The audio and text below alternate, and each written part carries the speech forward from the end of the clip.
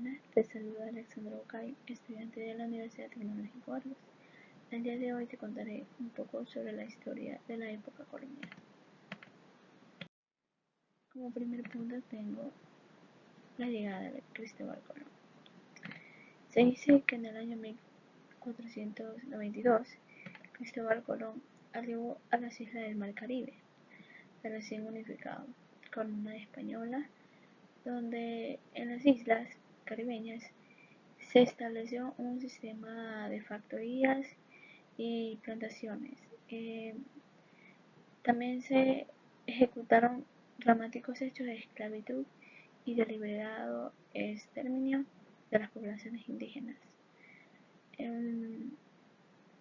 originándose la trata de esclavos provenientes de África.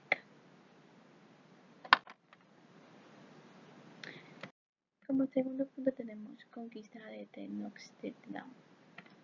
La llegada de Hernán Cortés con su enorme alianza al Imperio Mexica se enfrentaron a los enviados españoles que tenían la misión de arrestarlo o acabar con él. Pero Cortés logró conquistar la capital del Imperio México, la cual se fundó una nueva ciudad a que se le llamó la Nueva España, y a partir de eso se comenzó una exploración y conquista de nuevos territorios. Como tercer punto tenemos el conflicto de Pizarro, Atahualpa y Diego de Almagro. Tras un encuentro en la población de Cajamarca entre Pizarro y Atahualpa en 1532, este fue hecho prisionero y ejecutado. La Confederación Interétnica de los pueblos narandinos, encabezados por Rumiñahui, resistieron los embates de los conquistadores y lograron así frustrar el saqueo de tesoros que perseguía el conquistador Benalcázar. Debido a su resistencia, Rumiñahui fue ejecutado en 1535. La fundación de Quito como nueva ciudad colonial se dio en 1534, cuando el conquistador Diego de Almagro retomó la campaña de conquista del Imperio Inca. Como cuarto punto tenemos encomiendas. La encomienda es un territorio español para que todos los habitantes que estaban en ese territorio, que en este caso eran los ayllus, trabajen para ese español a cambio de que los españoles evangelizaran a todos los indígenas que habitaban ahí. Los propios curacas indígenas también tuvieron un papel muy importante, pues fueron esenciales para la organización del trabajo de los indígenas, que cada ayllú para colaborar en la encomienda. Como quinto punto tenemos los virreinatos. El virrey tenía poderes sobre todas las instituciones civiles, militares y eclesiásticas de los territorios que ocupaba. No solo se abastecían, sino que con las encomiendas, que eran mucho más grandes, empezaron los virreinatos. El virreinato del Perú tuvo al principio una extensión espacial que abarcaba la extensión de Panamá y el territorio que hoy comprende Colombia. Es decir, que casi toda América del Sur correspondió al dominio del territorio andino ecuatorial la mayor parte del tiempo. Aunque Quito también formó parte del virreinato de la Nueva Granada entre 1717 y 1723, cuando fue devuelto al virreinato del Perú. y de nuevo fue anexo a Nueva Granada de 1739 a 1819. Como al sexto punto tenemos fundación de Ciudad Real, Audiencia de Quito. A lo largo del siglo XVI, las instituciones coloniales se instauraron. La Real Audiencia de Quito fue una institución establecida para auxiliar al virreinato en el dominio del territorio, bueno, sobre todo después del periodo de las guerras que tuvieron civiles. Quito fue fundada en el año 1563 y perduró hasta el año 1822, donde también era un organismo de gobierno porque, bueno, cuyo modelo era la Chancillería Real que operaba en otros reinatos del Imperio Español que, que en diversos territorios. Como séptimo punto tenemos el rol del catolicismo. Bueno, dice que la Iglesia Católica en España estuvo normada por el patronato regio, que era un permiso del Vaticano otorgado desde el año 1508, que facultaba a la corona hispánica para ser autoridad religiosa en sus territorios.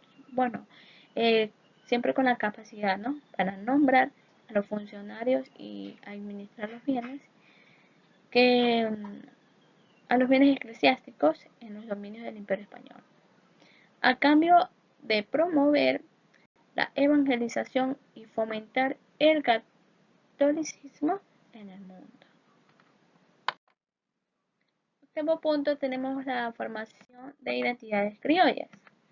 Los criollos eran descendientes de los españoles, tenían valores compartidos con los peninsulares, como el honor, el estatus, la riqueza, también el prestigio social y la pureza de sangre. Pero no contaban con posibilidades de acceder al poder político en su propio lugar de nacimiento. A lo largo del siglo XVIII floreció el pensamiento ilustrado quiteño, que destacó en los ámbitos del conocimiento de la naturaleza y el espacio de su entorno, el estudio del pasado amerindio y colonial, y por el ejercicio de la crítica social de su época. Ahora tenemos el rebelión de las escarabalas. Perdón, de las alcabalas. Bueno, dice que la alcabala era un impuesto que se hacía al comercio con los territorios del Imperio Español desde el año 1570.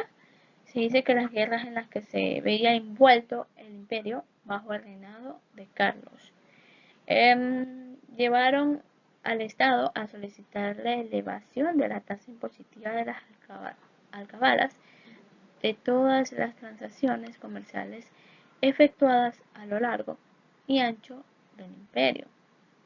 De ahí estalló una rebelión que llevó a la religión a un estado de violencia. Los líderes de la rebelión fueron ajusticiados en 1593 por las autoridades hispánicas. En el siglo XVIII, esa es la época que ellos más levantamientos sociales registraron en la historia del Ecuador.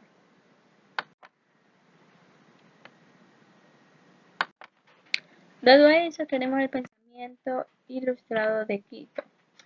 Bajo el pensamiento ilustrado y su influjo en el ámbito científico, se emprenden y promueven misiones científicas hacia América, con el objetivo de explorar y cartografiar.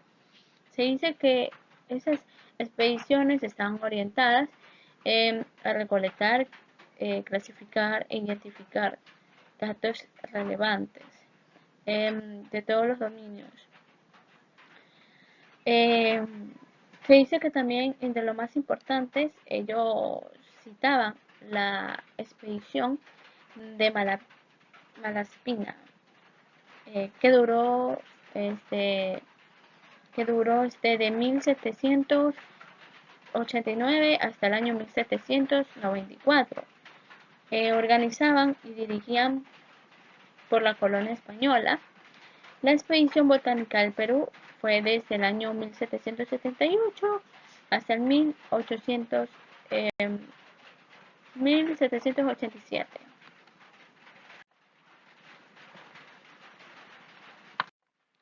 Después de eso tuvimos el proceso de mestizaje. Los dos grandes virreinatos del Imperio Español experimentaron un continuo proceso de desarrollo y mestizaje étnico y cultural, en el que las poblaciones amerindias, afroamericanas, criollas y peninsulares conformaron el entramado social. En la Real Audiencia de Quito se desarrolló también la forastería indígena, que ellos consistían en aquellos indios que eran liberados de las obligaciones comunitarias eramitas, a cambio de pagar sus contribuciones en dinero. El arte colonial. El arte colonial configuró lo que se ha denominado la escuela quiteña, que es un conjunto de manifestaciones artísticas que se presentaron en el territorio de la Real Audiencia de Quito a lo largo del periodo colonial. Se dice que la escuela quiteña estuvo conformada por artistas como, bueno, tanto indígenas como mestizos, que plasmaron su creatividad en obras arquitectónicas, también pictóricas y escultóricas, bueno, así como en la orfebrería y otras manifestaciones más estéticas. La característica más importante que tuvieron del arte de la escuela quiteña fue el mestizaje en su estética. También, bueno, tenemos aquí la independencia de las colonias de Latinoamérica. Bueno, los importantes antecedentes que dejó en los criollos latinoamericanos la lucha de independencia de las 13 colonias de Norteamérica para librarse del Imperio Británico fue en el año 1776.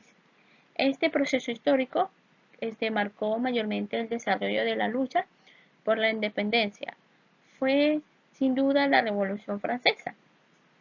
Bueno, en Nueva España fue la lucha conspirativa que tuvo que salir a la luz en el año 1810, teniendo al frente al cura de la población de Dolores, a Guanajuato, y también a Miguel Hidalgo y Costilla. Bueno, y algunos militares criollos. La independencia de la Nueva España logró ser consumada por Agustín de Iturbide. Un militar criollo que en ese momento él encontró